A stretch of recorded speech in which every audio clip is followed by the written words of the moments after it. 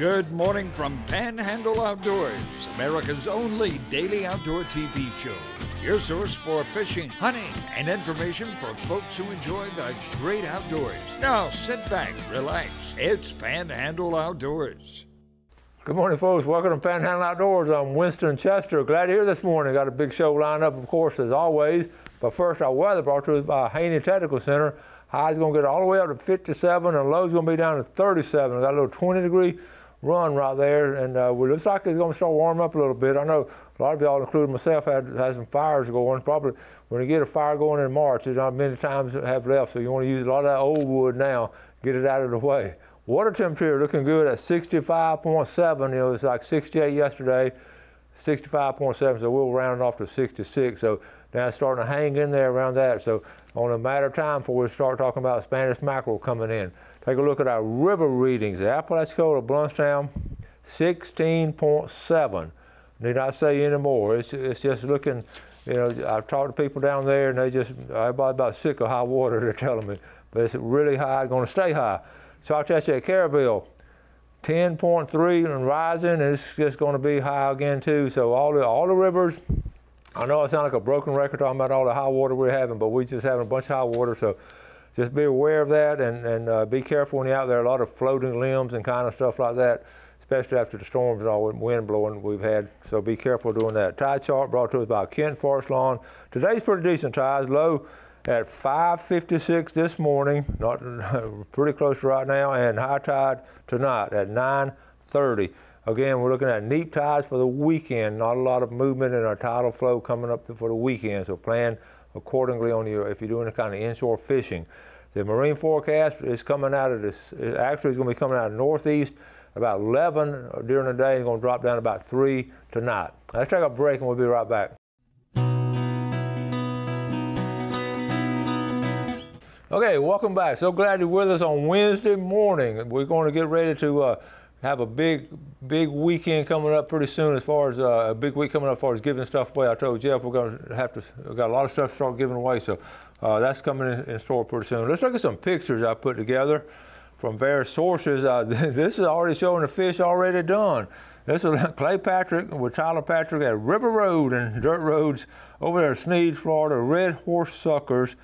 And that's this classic case. You hear me every year this time of year talking about sucker fishing or sucker gigging. And I just want you to notice how you sort of gash the ones up top. The sucker is a bony fish, but the bones are not really thick bones. So what you do is just sort of gash them and just eat the whole thing, bones and all. So it's sort of a soft cartilage-like bone, but that's well done and done just right up there in Sneed, Florida, Clay Patrick. How about this one now? If your dog poops, pick it up, please. I don't think that's what I was talking about, but I just thought that was a humorous thing to put in on a Wednesday morning. You don't pick the dog up. This has had a lot. The power of fishing, you know. No matter what age, it's going to reflect back at you to your kid fishing, and it's so simple and so much fun. It's just, that's what that picture depicts to me. Just go back to your childhood days where no worries and anything, just going out catching a fish. Okay, we've got Larry Brown, our correspondent over there. He went fishing Black Creek. I decided to take a break from working on my RV lot at Black Creek and cast a lure I painted recently. That's fun now to actually fish with something you make. To my surprise, I picked up a few bass. The best one was from my dock in the canal. Most of the fish I've seen have been in structure along the canals and in the mouths of the runs off streams. Okay, it's been hit or miss lately. One of the best fishermen I know fished all Saturday without any luck, and that can happen to all of us. So that's a nice bass right there. Thank you, Larry, for touching base with us on everything over there in the Choctawhatchee River and Black Creek and all. We're talking about lionfish. They're selling them down at Tarpon Dock Seafood. We have lionfish at Tarpon Dock. And I'm telling y'all, that's a good tasting fish. I've tasted of it before. And there's a bunch of them out there. You're going to start seeing more and more people buying lionfish for just some good eating and all. So keep that in mind. Also, talking about good eating, and we haven't talked a lot about it this year because the favorite spot where everybody goes squid fishing is down at the City Marina, and of course it's closed now because of the hurricane, but it's squid season now, okay? So this is the time of year especially night and all, incoming tide, and get some lights and all. And you can still catch squid at different places, but you know, the go-to place has always been the city marina. And I remember sometimes we'd go down there and shoot some video before the show, or and all, and people be there all times of night catching squid. So some people eat them, and then a lot of other people just use them for bait. So keep that in mind. Also talking about turkey season now, it's coming up, March the 16th. That's 1 week from this coming Saturday. So be aware of that. I know all the turkey hunters, they're chomping at the bits, getting ready to go turkey hunting, and just, you know, be careful and all, and be set up, and we're going to see some nice gobbers being taken this opening weekend. Also, quail season now, to me, I always used to think of February, March as the go-to times, but actually they're closing the season out. It's closed. It closed this past Saturday on state land. Now, you keep in mind, if it's your private property or with someone else, you know, hunting on their private property, you can do it if you have you can do it as far as just on your private property and just your birds and your dogs and all. So be aware of that. You got to get, you know, make sure you understand the rules on that. So quail, it just haven't been a lot of hunting on quail and not a lot of hunting on dove this past year. It's been sort of a slow season on all of it. It's hard to do an outdoor show when nobody's fishing and hunting, isn't it? Let's take a break. We'll be right back. Okay, first thing I want to do is add some names. We're still adding names. Add your name any time of the year you want to. Coming out of Tulosa, Paul Summerlin. We got a big crew over there watching Panhandle Outdoors. We appreciate y'all. David Crow Sr. and David Crow Jr. from Tulosa. Okay, I think that's all we had. Also, I want to go over this. This is this story here. Anytime I find a story that's sort of related to the outdoors, even though it may not be local, I get fascinated with it. If you remember, recently we talked about the situation with the mountain lion attacking this hiker, and that's been, I followed that and all. It's been, we found out the mountain lion wasn't quite as big as everybody thought, but it was still an amazing story. But this one is sort of the same way. We're talking about, you know, being prepared for things and all, and this story, you may have seen it, it caught my own news, and I just, I started, when I hear something like that on news, you know, they just give a little blip of the information. So being an inquisitive mind I have, I always sort of go dig it up and find out really what happened and all the details and all. And so I do that from my own personal curiosity. I've always been that way, but I also like to share it with you because as an outdoorsman, if you're like me, you find yourself fascinating how this happens and all, because on a regular basis we see this kind of stuff. You don't think about it going to ever get lost in the woods anymore, do you? But these little girls, these sisters, 5 and 8 years old. Now, stop and think about an 8-year-old with a little sister's a 5-year-old. They wandered off from their house. This is up in Northern California. That's rugged country up there in the northern part of the state, and it's sort of a different kind of people, more of outdoorsmen than the city folks down there in L.A. and San Francisco. And these people are sort of, a lot of them are sort of outdoorsmen, independent kind of people. And the girls wandered off from the house up in the mountains. It was sort of rainy and wet and cold. And the parents reported them missing. You know, after about an hour or two, they weren't looking for them and they couldn't find them. So they reported them missing. So the search party started gathering up together on Friday, right at dark on Friday, knowing it was going to be tough. So they headed for the woods that night, hollering and, you know, and calling out names and staying on, you know, they have a grid set up and all. Here's the story right here. In an absolute miracle, the girls found safe after 2 days in California woods. Actually, they spent, now here's the picture of the girls, okay? This undated photo provided by the Humboldt County Sheriff's Office shows Leah Carioca, 8, and her sister Caroline. The girls found Sunday after 2 days search. Actually, they started looking on Friday night. They looked all day Saturday. And then they started looking again. They looked Saturday night, and then some of them, they had volunteers from all over the place. Volunteers, the Coast Guard came in, all kinds of people came in. Volunteers actually brought their sleeping bags and slept on the ground. I mean, that Friday night and Saturday night, they just slept on the ground hoping to find those girls. Sort of reminded me of the volunteer kind of stuff we had down here, how people just sort of pitch in. Anyway, what happened Sunday morning, they got up and they finally found them. They were up under a bush and all shivering, hugging each other. And the sheriff, you could read an interview on him. He was able to get on the phone and call the mother that morning And he said, we found them. Then they both just broke down and cried because it was all the stress and all. And because most of those searches don't end up on a positive note, as you know. So the beautiful thing about that. Then I started reading, and here's a picture of them. This is actually when they reunited with their parents right here. And you see how happy everybody are. And a lot of the dads are camo, okay?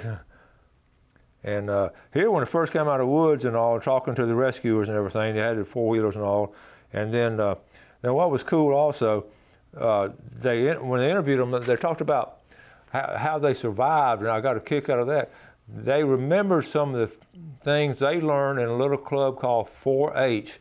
Now, that's going to ring a bell with a lot of you old-timers and all. The 4-H clubs around here were real popular way back in the day.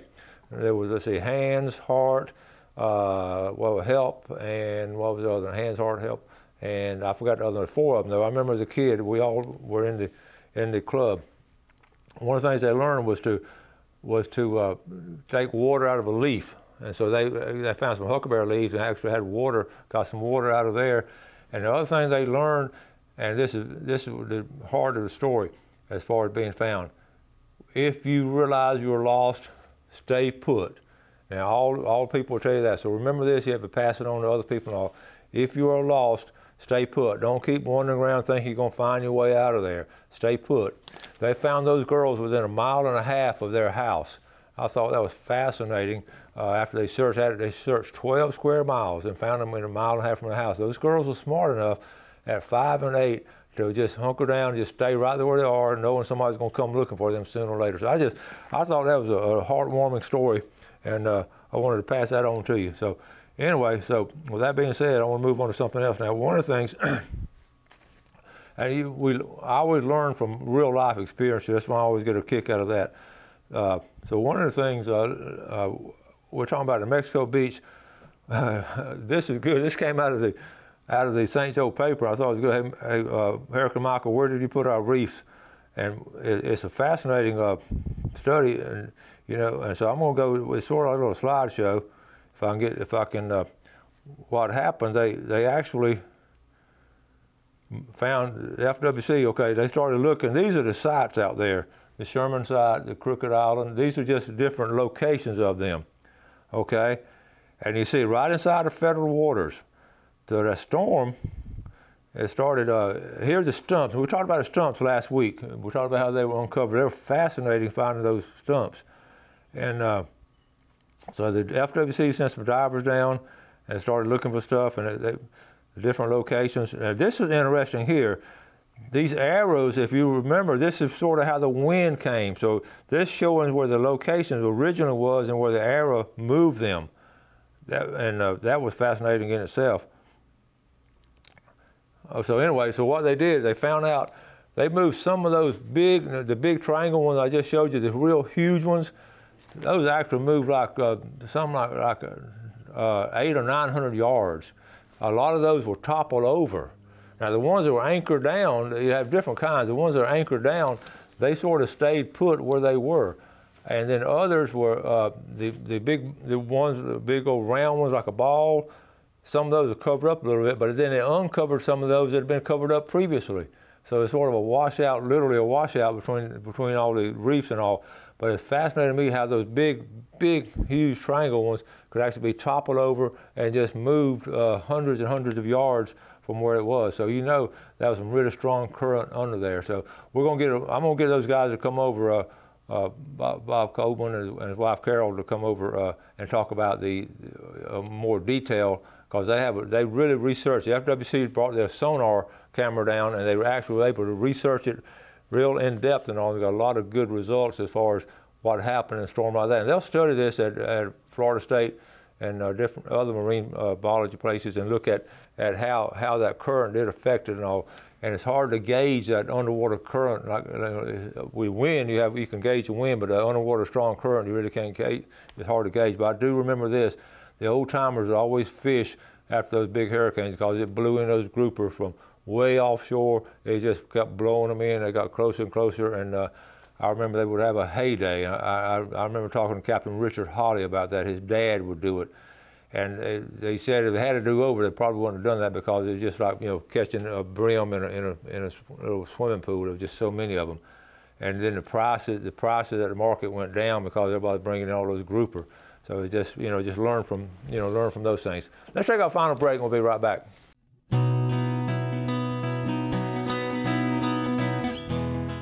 Okay, welcome back. I wanted to, today's sort of hump day. Well, we didn't last Friday. You know, we had a marine biologist on, Mr. Gardner, and we didn't get a chance to do our famous Friday fishing forecast, so we're going to make up for it and do like a midweek report today. And also, sometimes it's good to do on Wednesday, sort of break the schedule. By the way, I got a lot of comments, we got a lot of comments on Friday's show. Some of y'all enjoyed it and sent us some really good messages. We're going to have those guys back on, get him come back on and everything. But that's good stuff when you get it and see what all they're doing and all. I really enjoy doing it. What I want to do, I'm going to sort of spring fishing preview, and not necessarily a report. This is more like a preview of what to expect and where to go and all this next month or so. And I'm going to start on the east end and work our way westwardly. And I know I'm not going to finish all day. We'll finish it up later on. But let's start on the eastern end. I just got off the phone a few minutes ago with Sea Quarters Marina. This past weekend, they had a really good weekend catching speckled trout. I said, what about the redfish? He said, no, redfish turned it off, but the trout, there were a lot of trout being caught. They were being caught on a mirror lure. So keep that in mind, and we expected some good reports down there. Let's start on the eastern end. Of course, coming out of Carabel, we've got a good view in the area, all through the Carabel area. And we talked about this before, but a lot of times I like to talk about Dog Island, and of course, some of these places you cannot get to, of course, on the island, but you can come in on the backside of the Dog Island. It's excellent fishing all along the backside of Dog Island. Surf fishing is excellent here. It's going to be a little bit of work. You're going to put your boat in here, walk across here, and then fish in the surf for pompano, but that has been done before, and it's actually a good place to do it. And also, you can put your boat in right here and fish this point right here for pompano. But probably more pompano caught right through this area right in here than because this is St. George Island State Park, okay? And we'll talk about coming to it. St. George Island State Park, come across the bridge, and it is now open up last Friday, and you can get down on the beach, all kind of places to go, and we used to fish a lot there. I haven't fished there in years, but it's a good place to go surf fishing all along in here. State Park is a big area. And real pretty. It didn't get a lot of damage as far as knocking stuff down, but it did a lot of stuff washed in. Okay. I wanted to show you, I was looking at this last night, talking about squid fishing. I'll keep everything right here in the center. This is the bridge I talk about so many times on the famous Friday fishing port coming out of East Point. It's called a fishing pier now. Okay, but you can catch a lot of sheephead that are being caught now all along these pilings here. I'll blow it up a little bit more. It's next to the, you can see actually, when you blow it up, you can actually see the cars and people. It's a long walk out here, but along these pilings, all along these pilings, if the tide is going this way, you can catch some sheephead.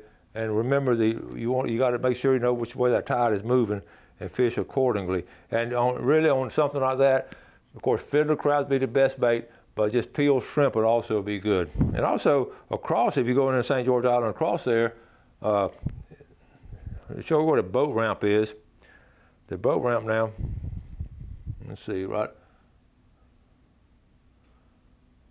Okay, right in here, the boat ramp. But anyway, once you get out in here, there it is, right there. Once you get out from the bridge, from the boat ramp, go out and then you just fish along the causeway and the bridge and all. That's going to be excellent fishing. Okay, so all right, now if you want to come on across, say good morning to everybody at Blue Parrot Cafe, right? The Blue Parrot. Those folks watch Panhandle Outdoors and all. If you got room in the mornings, now you can just drive across the bridge. You can fish here in the mornings for pompano. If there's room to do it, then fish a little while, then go have a good fish taco there at Blue Parrot. Okay, and I'm talking about years past now. There used to be some really good fishing all along St. George Island. The Bob Sykes cut, let me mention that. It's just like our cut here. Red fishing is excellent through here. You're going to have a boat and all, but I mean, and we don't talk about it a lot because it's sort of hard to get to, and a lot of people don't do it because it's sort of hard to get to. If you feel good with your boat and you got some guys or girls that are really serious about doing some serious fishing during the day, you can really catch some fine fish up here. Now while you're here, and also, if you get tired of catching redfish, you want to hit these docks on the backside of what they call the St. George Plantation. Okay, this is all a private area, but these docks, you can fish these docks for redfish, and you can spend the whole day just fishing these docks here. Again, if the tide is moving out, it's excellent, or the tide moving in is really strong. But those redfish will be feeding along, the smaller redfish will be in here, and also some trout and all. But this is the area, and you can see when we used to come to these rocks and fish, it used to be open to the public. They closed it off when they bought it, but this backside right in here always has some good fish and all. Good flounder fishing there too. So keep that in mind when flounder season come up. So that takes care of St. George Island.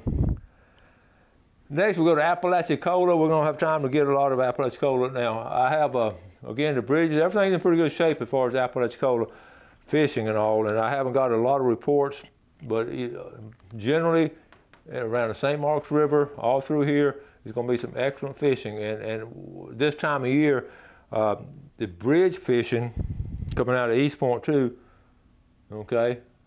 The bridge fishing originally, this area right through here, fishing off the bridge and causeway for sheephead is really good and all. So before, we're gonna stop here and just stop it at East Point and Apalachicola we'll do next time. But St. George Island and Carabel, and don't forget, at Carabel you also go up river from sea quarters and catch a lot of fish upriver. So a lot of people don't go there because they think it's a little too far to drive, but I'm telling you, that's some of the last places we can do some really natural fishing is in that area there. So let's see, I'm about to run out of time. Make sure that when you go fishing, make sure you let people know where you're going to go, especially going to some of these out-of-the-way places. Say, honey, I'm going to be here. If your honey's going with you, tell your somebody in your family where you're going to be, and have your phone with you, and be safe this time of year. Make sure we haven't talked a lot about boater safety, but a lot of stuff is in the water. Like the mayor was talking about yesterday, underwater, all kind of stuff underwater and everything. So you got to really be careful. I wouldn't go full speed anywhere. I just make sure, take it easy. Run out of time today. Got a special guest coming on tomorrow.